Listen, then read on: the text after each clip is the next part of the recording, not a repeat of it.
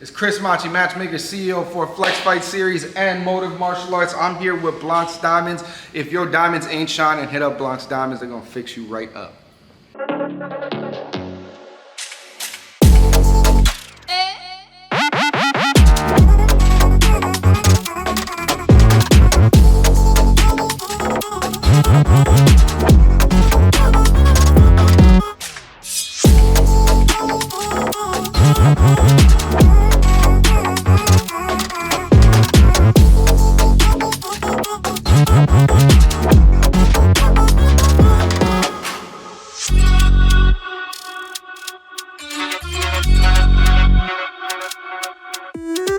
What's going on? It's your man Blanco. Thank you for tuning in to another episode of Blanco Podcast, where we cover everything from the come up to the bust down. I got my co-host in the building, Blanco Rob. Yep.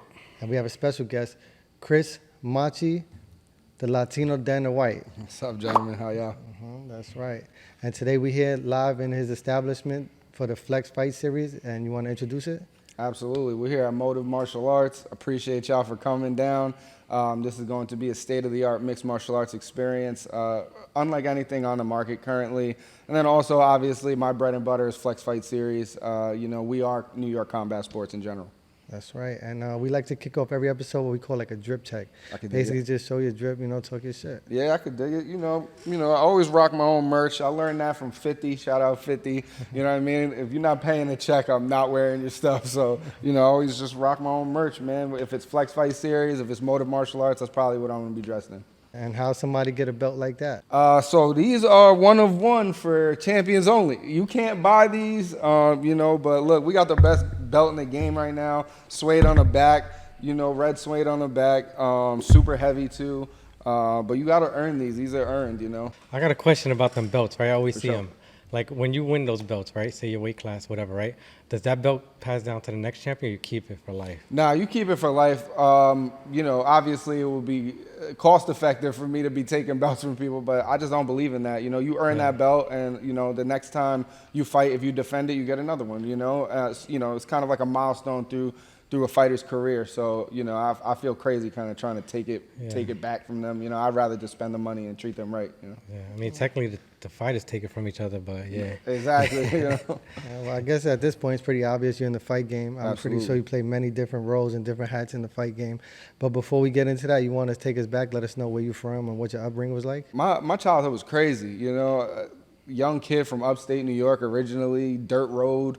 Obviously, didn't have the best upbringing, kind of raised myself. And, everybody always wants to say like, hey, he had a rough childhood, feel bad for him. I don't feel bad for myself at all because, as you get older, you realize something that it galvanizes you and it creates a business mind. And just as a human, I'm unbreakable. I've seen and been through things that would crush most people.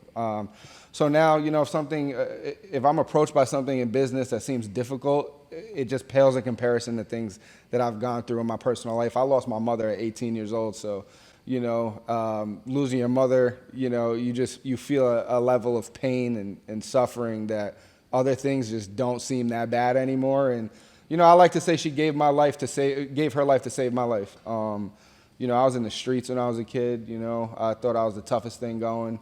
And, losing my mother really, it made me calibrate my mind. I got a little brother. He was 12 at the time.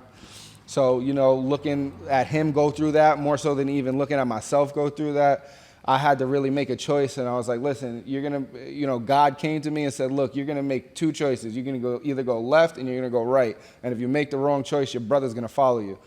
So, that's kind of what changed my life. And I found mixed martial arts, even before my mother passed, I was kind of, delving into mixed martial arts and training, but not really disciplined. I was, kind of half in, half out. The streets got a way of doing that to you and distracting you. But once my mother passed away, I really gravitated to something that grounded me and gave me the discipline and I found something real in the world of mixed martial arts. So if it wasn't for combat sports, where do you think you would be? I'd be in jail, I'd be dead, or I have 9 kids somewhere, like either or all 3 of those things at the same time. Like Tyson said, I would have been a criminal. Yeah, for real. How does there's like a stigma with combat sports and stuff like that. Like you would think somebody like that will make them worse. How do you think it's actually the opposite effect with most kids? So there's actually like scientific studies of what training combat sports actually does to your brain. And, one of those things being, you are able to adapt to stressful situations far better than someone that has not brought their body to a physical low or an extremely stressed situation, right? It does something to your brain chemistry. And you're able to just push yourself, whether it's mentally push yourself through exhaustion or mentally push yourself through, hard, mental goals, right? So combat sports in general, I think, just galvanizes you again, and it creates a harder person. And this world is just not easy, So, you need that to push to the next levels, especially in entrepreneurship. Entrepreneurship, I call it the keep what you kill business. If you do not kill your meal, it will not exist. So, you need to have a very steadfast and very confident base, or you will not survive in this world. What age did you start fighting? Because apparently you started as a fighter, right? Yeah, so fighting is broad. Yeah. So, the age that I started fighting people, probably 7. Yeah. But no, the age that I started, really training in mixed martial arts was 16, 17, around there. That's when I first stumbled into a gym. And again, I was kind of 1 foot in the streets, 1 foot out. And, I remember like it was yesterday, I got folded like a pretzel by a little Asian kid. He was in the corner, he was doing homework. And, I walked in there thinking I was the toughest thing going, and I got folded. And I just remember leaving that class and saying, this is where the tough people are. This is the real tough guys. It's not the dude that don't put a belt on before he walks out his house, and the bandanas and the beads and these are the real tough guys. The dudes, the humble dudes that are in the corner that are just putting their head down and getting better every day. So I remember leaving that class saying, like, this is where I need to be. Even if I didn't gravitate towards that till after losing my mother, like, I remember, saying to myself, like, this is where I need to be if I want to be a real tough guy. So what were your accomplishments as a fighter? Were you just like at an amateur level? I was just at an amateur level. Honestly, my first real fight camp, we weren't training like amateurs. This is back prior to 2016, back prior to it even being truly legal in New York. Amateur MMA was kind of operating under like a loophole. And it wasn't really legal. It was kind of fringe, but we were getting shows off and promoters were getting shows off. And at that point, I was training with some of the best pros in the game right now. You know what I mean? So there wasn't really like amateur training, pro training. Everybody was just trying to figure out what that mixed martial arts thing was. It wasn't it wasn't a science like it is now, right? Like, you got kids now that are coming up that have been training mixed martial arts, right? Like back when we were coming up, you were training boxing with this coach, you were training wrestling with that coach, you were training jiu-jitsu with a different coach, strength and conditioning with a different coach. And then it was kind of your job to kind of blend those things together. But now you got hybrid coaches because MMA is kind of its own art now. But yeah, my first real sanctioned bout, plenty of smokers, which are like in gym fights essentially. They're fights, but it doesn't go on your records. I probably have hundreds of those. But my first real sanctioned fight, I tore my knee in half. ACL, MCL, meniscus, totally shattered my knee. And it was weird because I didn't have a plan B. Like I was at that point, like I think I was like 20, maybe 20, 21. I was like going so full force with it that I didn't really have a plan B. I was like, I'm going to the UFC. Like that was my thought. So when I got injured and that wasn't my reality anymore, I was forced to kind of recalibrate. And that was also like a real big turning point in my life. And that's kind of how I found promoting.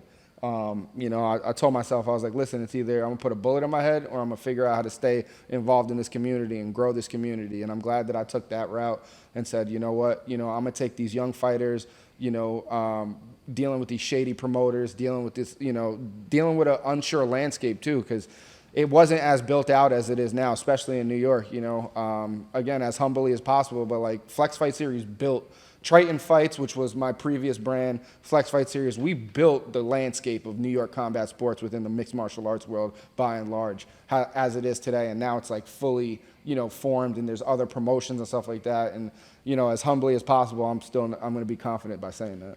How do you think you helped like the stigma from what people used to consider like human cockfighting, right, to like a legit like no shit respected business? How do you think you play your part in facilitating that?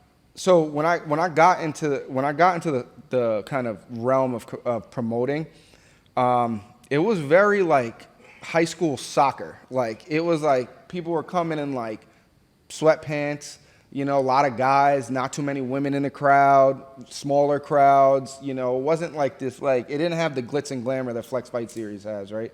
And I came from the world of music, so I worked a little bit in the music industry. I did music myself. And I realized that that's what the community was missing. It was missing like that kind of music video-esque sense to it.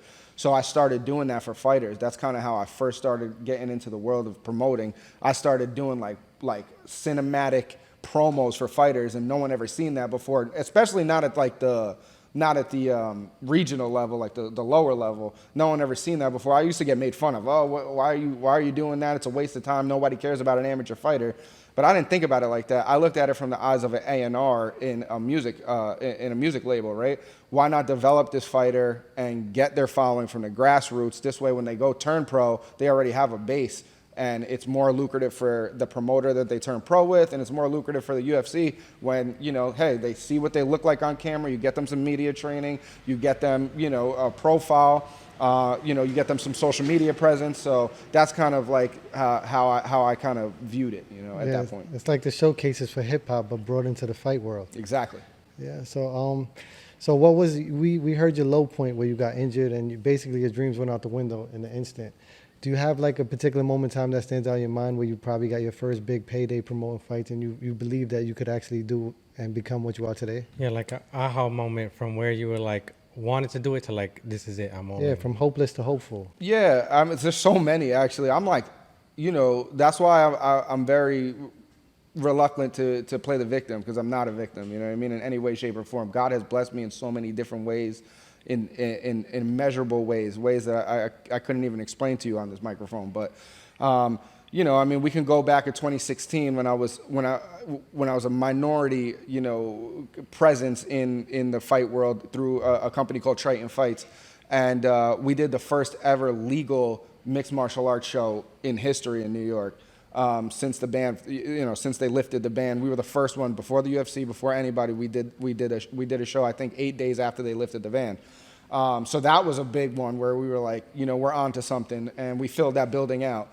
And then pandemic hits, the pandemic hits and everything shut down. And I go to Florida, fighters are begging me for opportunities. I can't do it. I'm talking directly to the government of New York, we're trying to figure out how we could do it in a drive-through movie theater. We're making business plans of renting warehouses, having the fights in the warehouse, putting the movie theater in the parking lot. Somehow everyone was going to get COVID. I think it was, it was all a scam, you know what I mean? But we were just trying to do anything that we could to create opportunities. And I ended up living in a car in Florida for a month, just literally going around gyms, because Florida was the only state that was really allowing combat sports, going around gyms, shaking people's hands and being like, hey man, we got a whole bunch of fighters in New York. They need action. They need to push their career. I'm coming here with a show. I understand I'm the guy, from out of state. Please, essentially support my show. I'm just trying to get it off the ground.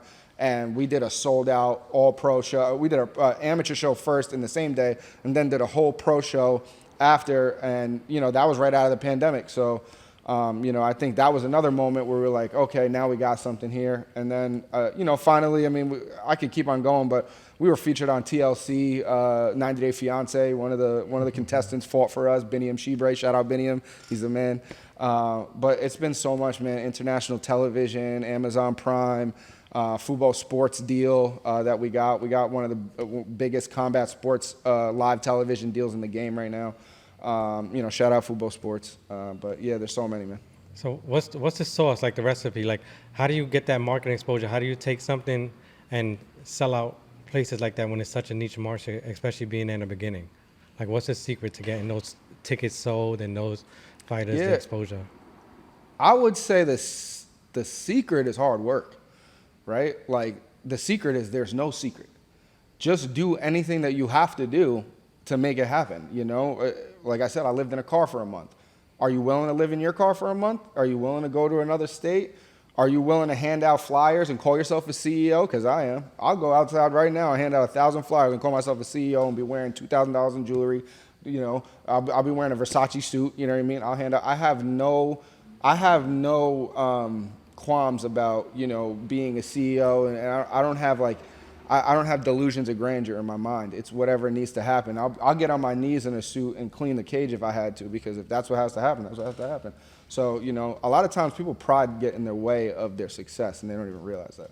And it seems like this is more than just about the money field. It seems like it's a passion. Absolutely. So you go from hosting events, bringing amateurs up and putting them on a pedestal like in a professional manner, and that's innovative because obviously you're like the first one to do it. So, and that all brought you here today in the building we're in, which is what's your intentions here with this cage and everything? Yeah, so Motiv Martial Arts kind of grew out of necessity. For the longest time, I had good friends of mine saying, you got to open a gym. This is 15 years I'm dedicated in just the art of martial arts, right? Training boxing, myself, Muay Thai, Jiu-Jitsu, wrestling, right? 15 years of this, and for the longest time, because I was a promoter, I kind of shied away from opening a gym because I felt like it was kind of a little bit of a conflict of interest, right? Like if I have guys fighting, from my gym in my promotion and they win, a tight decision or something, maybe somebody looks at me and goes, yeah, that was a loaded deck, right? And that's not what I'm about, and I've never been about that. I'm a true martial artist, I'll put my best friend in the cage and another guy, and if he loses, he loses. And I tell that to everybody, and everybody knows that about me, you know what I mean? It's my job to make fights. It's your job to win the fights. But it just got to a point, man, where I was playing with a loaded deck too much. Every other promoter that I compete with, and I'm putting that in air quotes because really it's just them copying what we do, for years and trying to catch up to us. They own gyms. All of them own gyms, so it gives them a competitive advantage. It just got to a point where I was like, look, I can't keep on letting them have a competitive advantage when I can build a facility and bring 15 years of knowledge and bring a team together that is unlike any other team in the game. My partners in Motiv Martial Arts, Vinny Malillo, Annika Kahl, they are amazing fighters. They're amazing people. They already built a community around themselves as well. So it was just kind of like, it was something that made sense. And coming together with people that have the true passion for martial arts first as like their kind of kingpin to what we're doing, it was essential. And now we have Motiv Martial Arts. Nice. So I know you mentioned a lot like about shady promoters and stuff like that, competition and stuff like that. Like, what's some setbacks you experienced like coming up to where you are now? Look, setbacks. I've had dudes call the ambulance company, tell the ambulance company that he's out of jurisdiction. Like things like that. Where the ambulance had to leave, we had to call another ambulance in the middle of the show. There's so much. Like that's the game that I don't play, even if they play it. I'm not gonna play I'm just not that guy. I'm not gonna play the little shadow, try to do some sneak stuff. Like that's not me. I'll say it to your face. I'll do it right in front of you. You know what I mean? And I let quality talk too. Like that's my biggest thing. The weaker mind has to play chess that way. I'd rather just lay it out there in front of you and say, look, here's the standard. Come meet my standard, and I'm going to continue to push the standard and be the standard. Do you cater to like a wide variety of individuals, like from the beginner? Maybe somebody wants self-defense, maybe somebody wants fitness, to all the way up to the professional athlete. Like, who do you predominantly focus on training? Yeah, absolutely. So we have a fight team. We have a Motiv fight team. And obviously, our focus is to bring the best fighters out of this gym. But that doesn't necessarily mean that they're only fighters in this gym. I actually have a real passion for bringing somebody that maybe does not have confidence, never threw a punch in their life, never been in a physical altercation, and inserting the type of confidence that I know that you could get with martial arts in their life, and that is Motiv Martial Arts journey, and that's our mission statement. We want to help people gain the confidence to walk out in the world and feel safe, no matter where they're at, no matter who they're around. And that's what martial arts does, again, I told you when we first started, I thought I was the toughest guy in the game, when I was a little kid, and now I can't be more humbled. I walk around and I would like to help people rather than hurt people, even on these mats, you know, there's a way to train. You know, our training partners, we don't try to hurt our training partners, you know what I mean? We try to get better. And there's a way to do that. Not every gym is like that, but Motiv Martial Arts, you know, that's the culture that we're building here. So what do you think about the new era of fighters, like the social media fighters, like the Jake Pauls that's fighting like boxers, like Tank, people crossing over from boxing to MMA and stuff like that? How do you feel about fighters in that category? Yeah, I think, look, it's twofold. Anything that builds the community and exposes the community to more people, I'm always going to be for. You know, it's the same thing as, like, I remember, like, when we was growing up wearing, like, XXX tees, right? And then our parents was like, why are you wearing XXX tees? You look stupid, right? But it's like they couldn't understand that, but, like, for us, that was fly, right? So it's like, you know, that's kind of what I liken it to, right? And, like, when you mention, like, a guy like Jake Paul, for instance, right? Like, he puts in the work. You know, you could love him, hate him. The matchups that he takes, you know, some people from the outside are going to say, hey, that's a joke of a matchup, this and that. But at the end of the day, listen, he's putting it out there. He's making people millions and millions of dollars. You know what I mean? And you don't have to buy it. That's the you know, people are buying it and saying, I hate this matchup. This doesn't make sense, but they're still watching it. So it's like, I mean, he's winning. I don't know. So it's hard for me to hate on that. You know what I mean? You don't got to buy it. He's not forcing you to buy it, you know, but you are buying it. So he's doing something right. And if I was him, I'd be doing that too. Yeah, and he exposed the industry to people that's not even into combat 100%. sports. You want to drop the address one time for people interested to come by, check out the gym, maybe join? Yeah, so Motiv Martial Arts, 66 South 2nd Street. Come through. We are open, you know, 6-7 days a week, depending on who's in the office, probably 7 days a week. But we're grinding here, guys. And, you know, if you want to develop as a martial artist, or you want to even just develop as a person, you know, if you want to figure out where you can push your body to, if you want to figure out where you can push your mind to, Motiv Martial Arts is the place to be. Do you want to give your socials, maybe for upcoming fighters, how they could use your promotions and how to find your events and stuff like that? Just all your socials where they can find you and everything? Yeah, so my personal social media, my personal gram, Flex Matchmaker. You can always hit me up on there. I am not Hollywood. I am the most reachable guy ever, and I'm always on my phone. I'm always grinding. I'm always working. And then obviously Flex Fight Series, you know, on Instagram. And then also you could catch us on Amazon Prime, Fubo Sports, DirecTV. I could keep going forever, you know. Just tap in with us. We've built an amazing community already, and we continue to grow it. And guys like you, we appreciate you guys too, you know, helping us grow the community through your platforms. And I hope your platform blows up too off of it. When is the grand opening date for this location? So that's gonna be October 3rd, 7 p.m. We'll be here. You train if you want, but it's gonna be a little bit more of a party, you know. Just, you know, trying to just again bring a community together, introduce people to people, you know, and connect people. That's it. And just to clarify, this is Long Island, New York. Yep, Deer Park, Long Island, New York. About 30, 40 minutes from the city.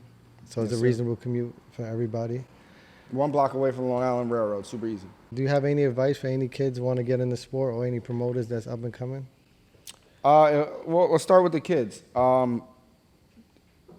Just do it. Like Nike said it best. Like just stop telling yourself tomorrow. Like that is the worst thing that you can tell yourself.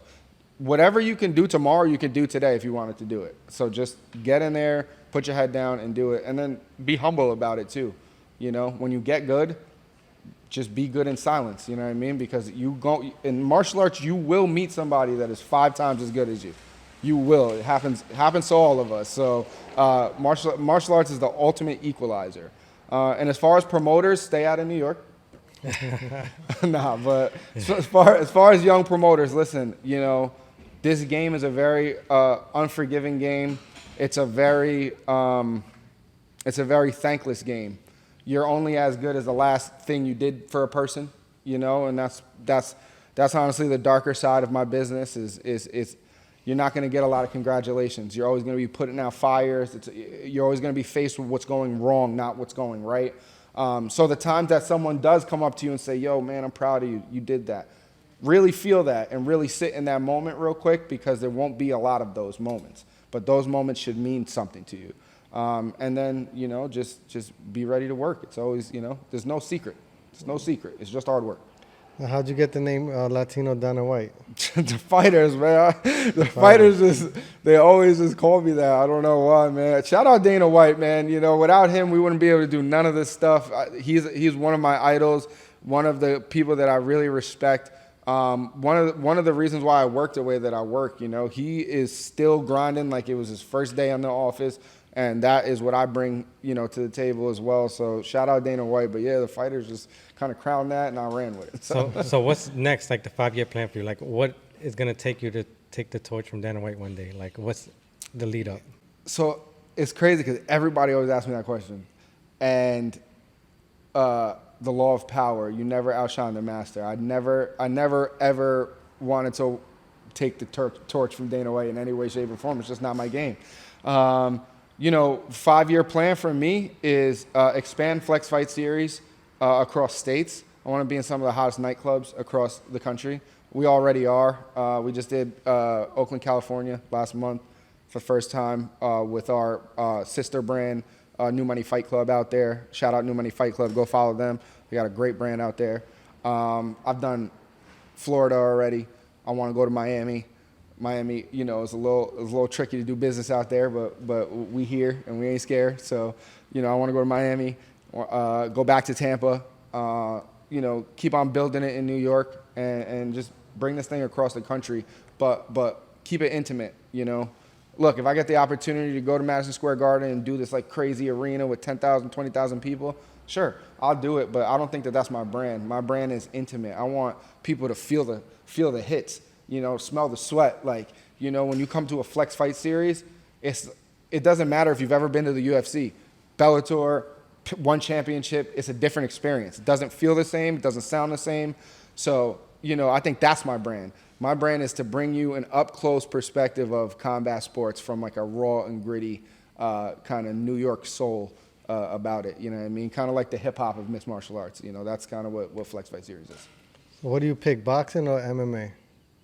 I mean, boxing is MMA. That's what's so ironic about the dudes that don't like the diehard boxers that don't like mixed martial. It's called mixed martial arts, and boxing is a martial art.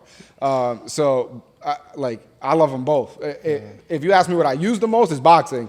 But you know what I mean? Like I love to put these hands on people. I just wanted to stir the pot because a lot of people get bent out of shape. Like when McGregor took a loss in the ring, and they kind of feel like it's handicapped because they can't kick or choke.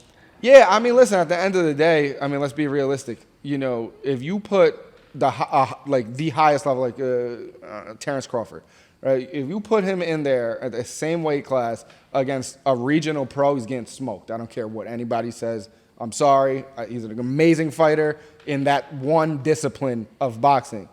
Difference is, what a mixed martial artist is, we're training everything all day. Everything all day. So it's like, yeah, we can't focus on boxing and get our skill level the way that like someone that just focuses on boxing, can get it. But we are mixing it all together and making its own art, and it's the art of breaking the body. It's the art of controlling the bigger guy. It's the art of angles when you're striking. So it's the art of kicking your base out if you're punching me too much. So there's always an answer. And I think in boxing, not to say it's one-dimensional, but it's a limited rule set, right? With mixed martial arts, there's always an answer. If you're grappling me too much, then I'm using jiu-jitsu. If you're boxing me too much, I'm kicking your legs. If I'm kicking your legs too much, then I'm boxing you, right? So there's always an answer in mixed martial arts versus in boxing, you're kind of limited because of the rule set. Only because of the rule set, though. So you think boxers getting cooked in the octagon? 100%. There's not one boxer, I think, that can survive. I think Bud got some stuff with him, man. He showed a little something. Not because he has a wrestling background. Yeah. So, that's the difference, that's different, But what if they went to like a camp, like a good camp, 12-week camp or something? Well, I mean, so there's an example, Clarissa Shields. So she's won MMA fights. That's a different story. You know what I mean? Now you're talking about an apex athlete in boxing taking that same mindset and training all the arts. Yeah. That's a totally different conversation. You want to have that conversation, I'll have that conversation all day. You know what I mean? Like, that's a different conversation, though. So. Rousey was looking good till she fought a boxer, I'm just saying. Yeah, I mean, kickboxing, too, yeah. Like, you got to get Tank in the octagon before he get out. Yeah. The thing is, man, especially, it's kind of it's tough because it's like, in the world of mixed martial arts, it's just not, it's like in its infancy still. So there's not enough old money in it. So it's like where boxing, these guys are getting 50, 60 million, you're making that in your career in as a mixed martial artist at the top level, maybe maybe the 1% of mixed martial artists will touch 60 million in you know, five years. You know what I mean? But that's not realistic numbers for you know, even a less than top 10 guy in the UFC. It's not realistic numbers. Yeah, like McGregor, he made more money with boxing than he ever did with MMA, right? Course, yeah. But how do you bridge that gap? How do you get Old money old money has to get interested in it. A lot of boxing is happens at deficits. So a lot of times you'll see some boxing shows and they're these high-end shows and they're losing money. Yeah. But it's because they're building to that McGregor moment. So it's almost like an investment, right? And they're taking a boxer, you know, from the streets, and he fights in regionals, and he's building his name, and now he's fighting some of these big guys, and he's beating some of these big guys, but they're not really making any money during that whole transition until they get that Canelo fight or that, you know, that big one is where they make their money. Yep. Where do you broadcast that? Just on your social media, YouTube, or? As far as that type of content? Yeah, so that type of content will go on YouTube, it'll go on like Instagram, and then also we use some of those assets on our live international broadcast through Fubo Sports. So like before a fighter walks out, especially if he is like a big name, you know, you'll see his, you know, clips of his training camp, clips of him talking about, you know, what went right, what went wrong, his mindset, you know what I mean? You got anything else we missed out on that you want to touch on? No, man, I just appreciate you guys, you know. I want more guys like you that are willing to come out of their house, you know what I mean? Boots on the ground. This is what is going to be the difference between podcasters like you guys that are successful and are not. Guys that are willing to come out of their house and not. You could have done this from your house. You know what I mean? We could have just hopped on a Skype call. It's not the same. It don't have the same grit. It don't have the same feeling, right? So, you know, this young generation, man, stop being lazy and get out of your house. Yeah, I understand. There's a lot of business to be done on social media. I do business on social media all the time, but I'm the guy that, you know, I get things done by shaking people's hands and being in people's faces, you know what I mean? I don't hide behind my cell phone, you know, and that's the biggest thing. I feel like that we got to bring back a little bit of the old school, but in a new contemporary way. Leverage the internet, leverage social media, but you got to come out your house, man. Get off your couch. That's right. And if you're watching this and you want to see Robbie get tangled up by a chick, get us 5,000 views, and we'll see him get choked out for you guys. Let's go. That's a deal? You got a chick for him? We can run it. I'll call my girl right now to go push you into a pretzel. Don't make I'll be looking at Robbie. We can run this a little bit in, but we can see. 5K views, that ain't hard. That ain't hard. Share this video. Button. Subscribe. 5K is worth him getting choked out. 5K, come on, and man. if he win, it's not right to beat a girl anyway. Yeah, it's a lose-lose for him, but it's a win-win too. All right, we appreciate you. Welcome us into your establishment. We wish you best of luck, but we got to close out this episode like we do every episode. It's called Dropping a Gem. Drop a gem for the people. All right, so if I had to give one piece of advice to anyone, stop looking for the easy way. There is no easy way. It's just hard work. That's all it is. Put the effort in, you're going to get what you put in. It's just that simple. You know, I had to realize that too, you know, and sometimes it don't happen in the way that you think it's going to happen and in your timeline that it's going to happen. It's just, that's not business, you know. Put the work in and the results will happen, you know. It's just, that's it. It's physics. That's right. Again, thanks, man. Salute. Blancs Gold Podcast, you know the vibes. Make sure you pop out to this grand opening, October 3rd. Yes, sir. That's right. Appreciate y'all. Peace. Bling. Bling. Yo, what's good? It's your boy Jesus. You guys already know we got this jewelry stuff on Smash. Blancs Gold and Diamonds, Brooklyn's best jewelers. I also got a bus company, JC Express Bus. Make sure you guys follow it on Instagram. It's going to be somewhere right here. JC Express Bus. We do short and long distance trips. Anything you want, anywhere you want to go. We have sprinters, we have buses, we have vans. We also go to NYC correctional facilities. Hit us up. When you need transportation, we'll get you there. Safe and reliable. JC Express, Blancs Gold and Diamonds.